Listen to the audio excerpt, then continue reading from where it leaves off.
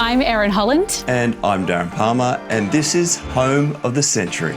Home of the Century is the podcast that makes property feel possible. Every episode is honest, practical, and filmed in the kind of homes that make you stop and think, hey, I could do that. Because you can. Home of the Century, proudly brought to you by Century 21. Australia and New Zealand's most trusted name in real estate. Some people just seem to know when to move. Sally and Nick have bought, sold and timed it right more than once. A farm, a family home, a fresh start on the beaches. But their smartest decision might be the one they chose not to make. Welcome to Home of the Century. All right, I can smell the salt in the air. The breeze is just feeling glorious on the skin. I can see palm trees. Darren, we've got to be in the Northern Beaches. It's paradise. It's so nice. And we're sitting in the beautiful living room of Sally and Nick. Thank you so much for having us into this glorious house, which, to be honest, looks brand new. And I'm sure there's a big story behind that. But first and foremost, thank you for being on the show. And what's the property journey looked like for you two thus far? Well, I got into property investing in Queensland, actually. So I flew home to Emerald for a weekend. Queenslander? Yeah. Yes, pump it, Yeah. Cairns, Gladstone. Central Queensland. Neighbours in a way. Yes, indeed. So I flew home for a weekend and my sister was saying, we're looking at these properties in town in Emerald. In town. And I love that. on a whim, I bought a 4-bedroom house in Emerald. I had some money from working overseas and it was $167,000 for the 4 bedrooms. The dream. And there was a lot of demand for accommodation in Emerald because there was a coal mine there. And then we sold it about 3 years later. And then just after that, the coal price sort of halved. So it was just good timing, but that gave us a start. And then I ended up living and working in Sydney and I met Sally. And I think... When Nick met Sally. I know. I'll have what she's having. Yeah. And Sally's really been the one that's pushed me along. I would be still probably living in the first house that we bought if she hadn't have pushed me along, which was a beautiful 2-bedroom terrace in Bondi Junction. I love that house. Yeah. We didn't really renovate it, but we gave it a really good paint job. But it was just too small for us when we had our 2 girls, Willow and Matilda. There was just no way that we all could have lived there. The girls would have, had to sleep in the drawers in the bedroom or something. Good for a while. That well Long with term. teenage girls. Yeah, oh God. And Sal was just pushing me to sell the house and I just wouldn't sell the house. And we had this real estate She agent was the writing to best us. real estate agent. She was just pushing and pushing and pushing. She was doing the hard work, which And was that great. reservation, I think, is something really relatable. Like, I had the exact same conversation with my husband. I was so nervous to invest in my first place and part with money. For you, it's, oh, wow, we leave like this is such a great house. Yeah. What was it about your experience in property that made you go, no, do you know what, this is what we need to do? Or you just realise the realities of outgrowing the literal space you were in? Yeah, I think for me it was definitely, I've always seen real estate of getting ahead, and we were fortunate enough to get in when we just got, actually before we got married. So again, we were super lucky with that. Yeah. And I could see the opportunity of getting into a bigger place. I knew financially we could do it. And you just have to keep on pushing in life. You have to keep on going, I've always felt. And finally got Nick on board. And then we found this great house it was a really beautiful street. We could walk to beaches, really central location in Sydney. And it would have been enough room for us to grow. It was a single level house. You could see opened up to the backyard and with little kids, that's phenomenal. Lucky enough that we got into that place. And it was a great house for many, many years. How many years were we there for? In Randwick? Yeah. Yeah, we were there for 5 years or something. 5 years. And so then Nick started to get itchy feet about moving out of Sydney, to get up onto the Northern Beaches. Just wanted a break from the hustle and bustle? Yeah, and Nick surfs, so he was coming up to Avalon and we'd had a couple of friends that had moved to the Northern Beaches and, the seed was being planted and I was perhaps a little bit not as keen. Very PC way of saying. Very well put, Sam. But it was a big move. It was a big move. But 100%. Nick had some very close friends that had already made the steps, so he was more motivated. Yeah. And then we spent a lot of time looking for how far out from the city do we move, because there's a lot of spots you could land. But this suburb really spoke to us for the community, for, you know, there's a cinema here, there's great shops here, there's places to eat here, it's got a really nice vibe for young families and everything. And we just sort of felt, well, eventually the same way I convinced him, he convinced me. Yes. So, The swell was good, right? This is marriage. It's give and take. It's a little bit of coercion. It's a little bit of a push. Absolutely. I think Nick and I are great in that respect, that we've never made a step wrong. You know, touch wood, we'll keep on that. And I definitely think, you know, because you can make mistakes, you know, Yes, you can. And I have. Yeah. So, you know, and then we landed here, and then, well, not in this house, obviously. We bought our first house in the suburb, and then that's a whole other story how we ended up here. Well, let's get to that, because this house is absolutely glorious. And Darren, the first thing I think of too is that push and pull between, do you purchase a renovator, fixer-upper, or do you go straight to the finished product, which, I mean, this has to be pretty much close to brand new because it is absolutely spotless. But was that a consideration when you made the move from the old place in the Northern Beaches to where we are now? Or, you know, walk us through how we sit in this glorious living room today. Absolutely. So we lived on the other side of the main road, up in the trees, and it was a lovely house and we had some great times there. But we were always thinking about what it could be. And Sal pointed out that it was like a dream of mine that I had to renovate this house. And so the people that own this house were very good friends of ours, and we'd come around here for dinner and then we'd go home with all of the ideas. Oh, we'll do this like they've done. So everything that we were going to do up there if we did the renovation would be just like this house anyway. I commend your adventurous spirit, by the way, of moving from one part of the suburb to another part of the suburb. This is Home of the Century, Brought to you by Century 21. Australia and New Zealand's most trusted name in real estate. It's nice when you buy a house from friends, because when you move in on the first day, everything is just immaculate, you know, if they're good friends. Is it they're nice? good friends. Is it nice though? Is it because was it like? Was there a tax that afterward when you moved in you're like, oh, the tap doesn't turn off? There was nothing like that.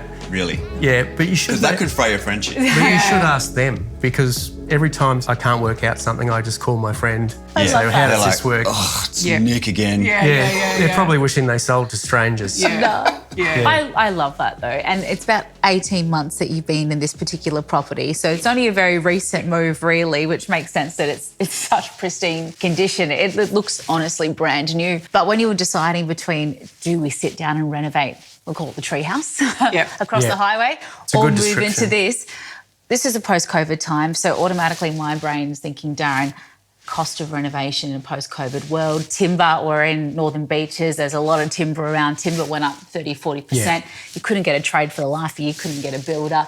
Was that all considerations for you when you thought, you know, we could go through all of this with two teenage daughters to try and circumnavigate, or we could buy essentially brand new? Like, how was that conversation for you guys, buying that finished product or living through the hell of a renovation? We spoke to so many builders, and then we ended up getting plans done. We did a DA. We really did everything. I think we stopped at the compliance certificate or something? Yeah, so we got the DA completed, and we didn't get to the next stage of getting the engineering done. How long did that take as well? Because DAs take a very long time to come through. It was pretty quick. It took about maybe 6 months. Good.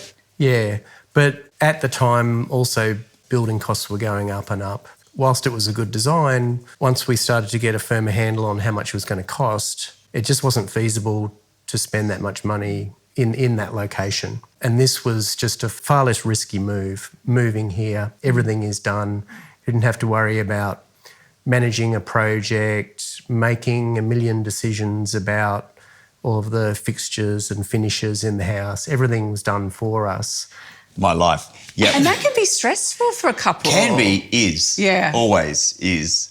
Yeah. When you had an assessment of your prior site, was there a ceiling based on what other properties were selling for and how much it would cost you to get to that level? Obviously, we didn't want to overcapitalise in that location. It wasn't a flat block like this. It was up in the trees, had a steep driveway, so that would have added to the building costs. And all the other things, the fire zones and whatnot. Yeah, it was in E4, so tricky zoning. So it was an assessment is the end of the story, right? So you basically looked at the site, looked at its access and all the compliance and zoning issues, and then made a decision based on all the variable factors that you would do something that was much more predictable, that you knew the price of, that you knew that you were paying X, you were getting Y, the end. Yeah. Yeah. Although sometimes you have to go through the process with an architect and to do a DA to really come out the end with enough information to make that decision. You need context too, don't you? Because you can look at something and go, oh, I could just do this, this, this and that.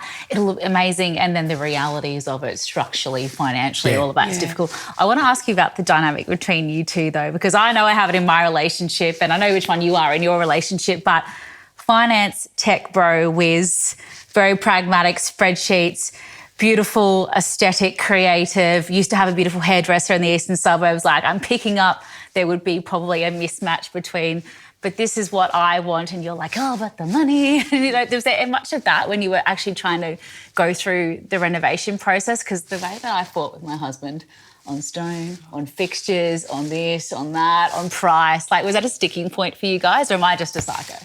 No, Nick has great taste. Look, Sally. Well, yes, that's very true, very true. I was very conscious of that because Nick is so particular. And I just knew... That's correct. That's true. I just knew, you know, it is hard to do these things when you both work full-time, you've got kids, you've got all this stuff going on, that the decision-making of 1,000 things, of different finishes, like you say, can be so overwhelming. And I just, you know, I don't know if we had it in us. And I really applaud people that are able to just keep all the plates spinning. Yeah, I think paralysis by analysis is a real thing. I think knowing your personality types and knowing whether or not your relationship can withstand a renovation is a real consideration. Yes. Because lots of people will go through renovation thinking, I'll go through the process because it makes more financial sense, or I can put a little bit of money in and make a lot more money from it. Little bit of money. Indeed, right? But the reality is, if you know that your personality types aren't going to support what you need to support each other through that, and the complexity of your family, you won't be comfortable living somewhere other than your own home through the period of renovation, then a renovation's not for you. Yeah. And the other big thing was, of course, the age of our girls, Matilda and Willow. So Matilda's doing grade 12 HSC, so we probably would have been living in a rental at the moment and renovating whilst she's doing the HSC. Stressful. So we didn't want to disrupt the girls. And it's not home. That's the thing. No. Like, yes, you can find home in a rental. I mean, I'm doing it right now. But when your kids are at that stage of school and everything is really stressful... Your boy is too, so you're he's moving in. just about to start it. Yeah. The last thing I would want is him to be unhomed. You want them to be stable in a place Settled. that they can rely on. And they can rely on you to be there because you're not thinking about a renovation. How did you ultimately make that decision? Did you have like a pros and cons list? Did the butcher's paper come out? Were we brainstorming? Or what was the thing that made you go, nah? We went to a lot of open homes, didn't we? We sort of had a summer of just going around to open homes. We were serial inspectors. Yeah, all the agents, oh God, Nick and Sally, the tire kickers. There they are again. The researchers. Yeah. So it was good to see what could it look like if we don't do this. Financially, ease, what's on the market. And, you know, there was a couple of really good ones that pushed us further along. It's like, this is perfect for us if we could just buy this now. And I think the stars really aligned, didn't they, with, you know, this house coming on the market, us being in a position to get on the market quickly, because we had been doing little bits and pieces too. We'd actually done a lot to the old house that got to the point where it's like, we can't fix up anything more ourselves Just without little getting the things. tradies in. So it was kind of ripe. If we do anything more to the house, it's going to be spending too much money without doing the build. Did you do some of it yourself? We did everything. DIY? Oh my gosh. Everything was Did ya? ourselves. Yeah, and Nick painted the house. And it had big, barn ceilings. It was a huge, how high were those ceilings? How hard They is were painting? 14 foot. We had to get the big scaffolds inside. Do you use a spray gun? Brush mate. and a roller. You have to experience a spray gun. They're the funnest So things much in fun. the world. Yeah, I love them. That's so impressive. Yeah. Get them on the block. I wouldn't wish that on you. I think you're a great relationship. Let's not do that to you. It was a waste of long service leave, let's put it that way, painting the house myself. Okay, so there's another thing, and that's another factor I think to consider when you're doing a renovation. It's, do you have enough time that isn't as valuable as paying somebody who can do it faster than you? And if the answer is you've got more time than you do money, then great, do the work yourself. But if you don't have a lot of time and your time is very valuable and you can pay somebody money to do something faster and better than you, then don't do it yourself, get somebody else to do it, or just buy a new house. Yep. Yep.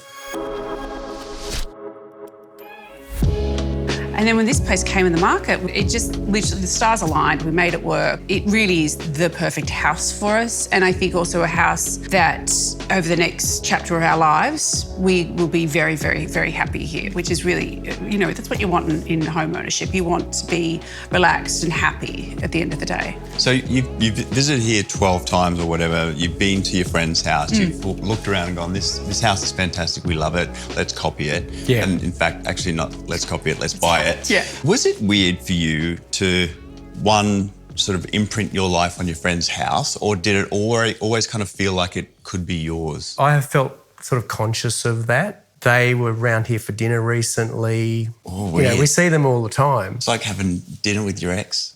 But you've taken the house and everything. Yeah. I love that. And so I think it'd be more difficult for them because Yeah. they've got the history in the house. Are they like, wouldn't have put that up there? No, they actually said They've been very they've said a couple of polite. things. Oh, we wanted to put a painting here, or you've done what we wanted to do, which is really, I don't know if they're just being polite. And Who you're knows? like, suck eggs. But in fairness, when they're coming over, I'll spend the whole day in the garden just getting really yeah. Mickey Yeah. Mouse for when they turn It's up. sparkling when they, you know, we want to be respectful to them. Well, let's talk about the history of the house, as you rightly say, because this is a renovation. They did a lot to this as versus what it was like, obviously, before they got stuck in. Yeah. What has been done to the place? So let me explain. So in the Northern Beaches, everybody knows each other. So It's very Gladstone, isn't it? the Gladstone or Queensland. Very central Queensland of you, yeah. The owners before our friends, he was a builder and he built the extension out the back here with the deck and the barbecue, built the garage and so on. And then our friends came in, they renovated downstairs and then later did the second level add-on and then just updated everything inside. So that's really the history of the house. So really quite a small cottage originally, much like the one just beside us. What I love about that story is you didn't have to do any of it. Yes. Yeah, and they have such good taste. Like they Thank have God. such amazing taste, which is wonderful. Well, let's talk about this from a design perspective as well, because why wouldn't we? We've got Darren Palmer sitting next to us, but coastal Hamptons-y sort of feel. Have I diagnosed it correctly? Yeah, spot on. Everything's very, very neutral, very aesthetically pleasing. There's no bright colours. I'm feeling like that's your vibe, By design, Nick. yes. By design, you're a neutral man. But from an investment standpoint as well, there's nothing ostentatious. There's nothing that puts you off when you walk in. It's a very aesthetically pleasing home. Like I can't imagine many people walking in here and not liking something. It just feels like a holiday home almost in a way, doesn't it? Because you've got the pool area outside. I can see palm trees everywhere. It's a beautiful deck. The air is gorgeous. It's 4 bedrooms as well, so more than enough for your family, plus a study. I mean, what's not to love? Is there anything that you would want to do to the property moving forward, or are you like, no, we just moved in and it's... There's absolutely nothing I'd want to do. No. It's not too big, it's not too Yeah. small. There's a room for everything. My favourite room is over there where the coffee machine is. That's the best room in the house. I love that. Because the coffee machine's there? Yeah. Okay. Yeah, got it. yeah, The butler's pantry? Yeah. yeah. You could have gotten away with a lot less if you just want a Just coffee that, machine. yeah. But it really, for me as a girl who likes, you know, products and clothes and whatnot, you know, it's got the built-in wardrobe, it's got enough storage in the bathroom for all my little things and bits and pieces. There's literally a spot for everything, and the children are really comfortable. They're very comfortable in their rooms. It's a very easy house to live in, and I feel like I'm at a holiday house when I'm here. Sometimes I'll catch myself and like, oh my God, it's like I'm on holidays, which is it's lovely, you know? And it is a big move, eastern suburbs, to come to the Northern Beaches. It's not really close to get into the city, but not far. Like, obviously, it's still very accessible. But in terms of uprooting your family and making that move for the lifestyle versus the central location, Any regrets there, or very happy with the decision made? How do the girls feel about it as well? Was it a hard sell to move schools? What was that disruption to your I think the girls life like? now that they're teenagers, they're like, oh my God, we live at the end of the world. They find it quite isolated. Yeah, the Ubers, there's Ubers are racking up now. Oh, gee whiz, like $100 each way, right? Yeah. Yikes. Yeah. But, you know, everything, it's the small price to pay. It's the only con for us. Would you agree? Yeah, it was quite disruptive to move the girls because they were at school in Coogee, and then they didn't know anyone when they came up here. At what age? Grade 1 and grade 2, is Yes. that right, Sal? Yeah, so they were little. Okay, so time to So adjust. kids can adapt. But yeah, I think on the whole it's just been such a positive move for us. And while Sal may have been reticent at the start, you've got great friendships up here, and we enjoy a great lifestyle up here. And that bang for buck, like you say as well, versus what I shudder to think what a house of this grandeur would cost in the eastern suburbs as well, to be in such close proximity to the beach. I mean, I can see grass. There's that, for one. There's grass in palm Coogee, trees, imagine. blue sky, Yeah. grass, a pool, and you're close to the ocean so you can surf. It's lifestyle plus. I mean, what you've bought is family stability, a predictable, sensible outcome that you knew what the outcome would be, and lifestyle. Yeah. You can't put a price on that. And we're still married. Yes, And so we're you can't put a we don't price hate on each that. Still married. Lack of mental Happily stress. by the looks. Yeah, very. Look, they're smiling. I know. This isn't the only property decision that you've made as well. I believe there was a farm available at some point in the history. What else has the property journey looked like for you other than, physically where you live? Yeah, grew up on a cattle property in central Queensland, and then Dad wanted to retire. I have 2 younger sisters. We took over his business, and then it was discussed and agreed, but we decided to go our separate ways. And so that's how Sally and I were able to purchase a property in New South Wales, and we had cattle there. And we never lived there, had a manager on the place. So when the kids were little, we were going up there, every second weekend and doing that and running that business, as well as Sal had the salon business and I had my job in town. And so we put a lot of pressure on ourselves, but that pressure paid off because rural property had a great run over the 13 years that we owned that place. And, the real story is we were kind of stuck in the old place and we couldn't do the renovation because we didn't have the capital. And then once we sold that property, it turned out to be a fantastic time to sell, we had the freedom to go shopping for a new house, right, and sell the old house. You have a pragmatic, data-driven mind. Yeah? Yeah. Fair to say? That's right. So I did a diploma in farm business management. So it's all about figures and spreadsheets.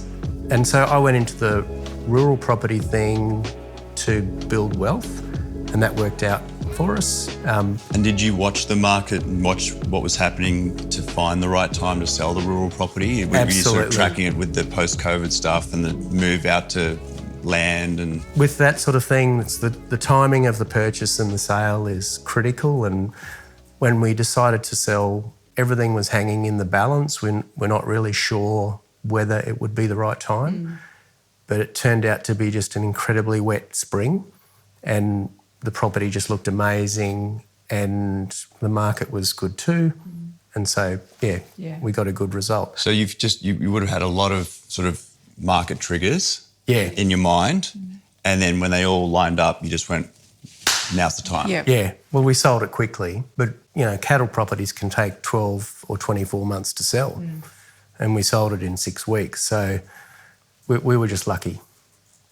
I'm hearing right place, right time, but also with the right education to make a good guesstimation as this is the time to pull the trigger has been the secret to success for you guys. And with a lot of encouragement from Sal, not just in that decision, but in many of the other property decisions that we've made.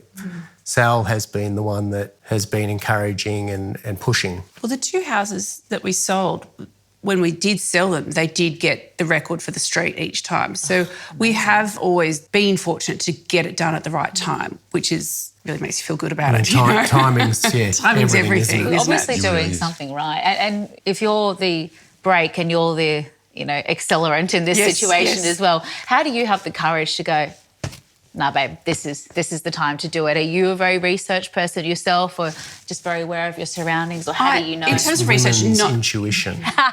Hey, a lot to be said for that. Not as much as Nick. Like, Nick is definitely, again, with the numbers and whatnot, I definitely I know what's happening in the zeitgeist in terms of real estate and where the market is. And I suppose, I was a hairdresser as well. So when you're doing that, you're talking to a lot of people. Everybody's talking about it, You're getting a temperature check so on the daily as well. So you can tune into it, and I definitely, I think with us, the time came in the right time of our life, but it also came in the right time of the market, which has been fortunate. So, there's nothing worse than I think than they're just sitting on something for too long. I know some people get comfortable with that. I've never been comfortable with that. I'm always on to the next, better and bigger for me. I've always had that drive, and Nick's been a willing participant. It's interesting, that mechanism of decision making, because, if you stay in a home, then you renovate, then you might make an upside, but you also don't know what the cost will be. Absolutely. You have no idea what your ceiling of spend will be. But if you purchase, you've got to pay stamp duty. Yep. And for that amount of money, you can do a hell of a renovation. And so there's this decision-making process when you go, okay, if I stay, there's an upside, but there's a downside. Yeah. If I go, there's a downside, but there's also an upside. What was it for you guys that sort of crystallised that decision that you were definitely making the right decision to buy?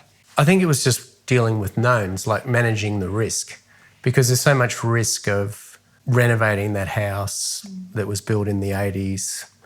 What would they uncover? Asbestos. I didn't think so, but there would have been something else. So a lot of risk, and so we chose the certainty of a house that we knew. And a known owner. And owners that we knew, and we knew what they were like. Did they make you go through an agent? Yeah. Yeah. So I was going to say, how does that process, even purchasing from people in your circle? Well, it sort of makes it easy, doesn't it? You have a third person. They have good friends. Yeah. So I think going through an agent definitely helped keep everything. It's a transaction, it's a legal one, Yes. and it's important, and it's better to keep relationships intact. Absolutely. Yeah. And you need to, obviously, you have solicitors involved as well. Off market though? On market? On market. On market? Yeah. Yep. How hard were they in their negotiations? Well, I don't think they were too tough, and nor were we. yeah. What they wanted was exactly what it was worth. And you don't want to lowball your friends. Like, that's embarrassing. So. But you also knew that because you'd done lots of open homes. You're very aware of what the area is expecting. And so you knew what was good value and what wasn't. It was a fair price, we felt. Absolutely. But also, these are like long-term decisions. And so I just think that in 5 years' time, in 10 years' time, we're going to see incredible growth in this area. Yeah. I think as cost of living in the metropolitan areas in Australia continues to increase at a rate that we can't keep up with, we are seeing so many other people making the same decision that you're making, choosing that lifestyle over the really central locations. And it's so lovely to see how happy you are with your decision. And I mean, why wouldn't you be? I think some of the things that are quite exciting from an auctioneer's perspective, with what I guess buyers would kind of see as the drama of the auction, is where people get very engaged in the process and it becomes very competitive. And like the reality is that you are competing against potentially another family that's got exactly the same interest, to be in the same location, probably for the same reasons as you are. And it becomes very combative, almost to a point where it can be a little bit too strenuous between the parties, but that's the role of the auctioneer and also the agent, just to keep sometimes those parties at bay. But I've had some really interesting results where you've seen people who have got very carried away, have paid far more than they ever anticipated, not so much because they've seen value in the property, but because they just didn't want the person standing across them and taking it away from them. So auctions can create that level of emotion, and I think it's really, really important for any buyer in the marketplace really just to expect that there's going to be a little bit of tension, breathe through the process, and do take your time to a point, but understand that the process is intense, because at the third and final call and the fall of the hammer, the property is going to be sold. So it doesn't give you a lot of time. And I think the main thing any buyer could do is just to be thinking very much about their numbers in terms of their buying price, and secondly, about when they are prepared to walk away. What's next on the property ladder for you? Have you managed to get your head around? Or? My main aim is to not end up in a retirement home in Mona Vale. Love that. Yeah. So I'm coming out of here in a box. Okay. Yeah. Right. Do you have a bedroom down Yeah, I on was the going to say, like, it's 2 levels, mate. That's going to be fun. Listen, there's bedrooms and bathroom down here. Yeah. We'll be living in the Kids and bottom grandkids level. can be Well, I'm upstairs. going to live forever, so it's not going to bother me. Yeah. I love that so much. No, it's a good question though, and I guess because we've had businesses and full-time jobs, and I'm just enjoying just having a full-time job and not two. Yeah. We're gathering our thoughts at the moment, but we've got some investment properties in the eastern suburbs, and so we're hoping that they're going to work out for us in the long term. Yeah, and that's another, I suppose, a next step for us getting into investment properties, you know, not living in them, just having them and seeing where that goes, which is, I'm excited for that. Yeah, and that's very different because you can't get emotional about how it looks. Buying those properties, I guess, on the numbers, a bit like buying a farm. Yeah. I think every dollar you spent here has been a really worthwhile investment. It's such a stunning space, and thank you so much for allowing us to be a small part of it today. Pleasure was all ours. This is Home of the Century. Proudly brought to you by Century 21.